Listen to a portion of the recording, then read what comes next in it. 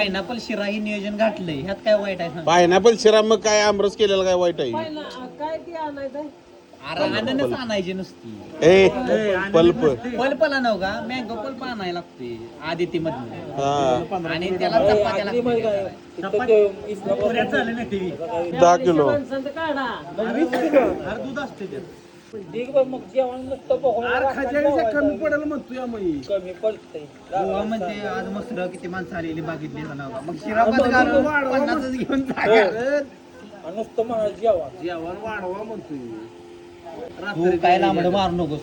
कोणीच काय बोल नका. जो घालणारा जो मला काय सांगा तुला काय असलं तर. पण तुझं काय दुखतंय त्याला म्हणाल ती घाल की तुझी आव्हान त्याची इच्छेनं.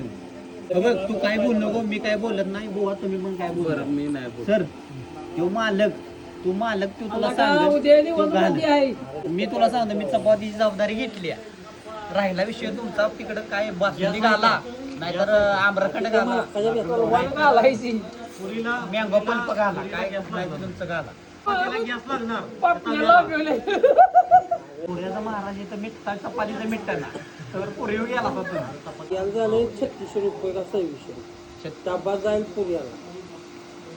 त्या डब्यात जेवण काय म्हणते इथं टँकर जाऊ दे त्याला बस की बाबा तू हो ना हो म्हणे तुला मिठवायचं आहे का वाढवायचं आहे मला काय कळणार. मिठवायला का वाढवायचं मला?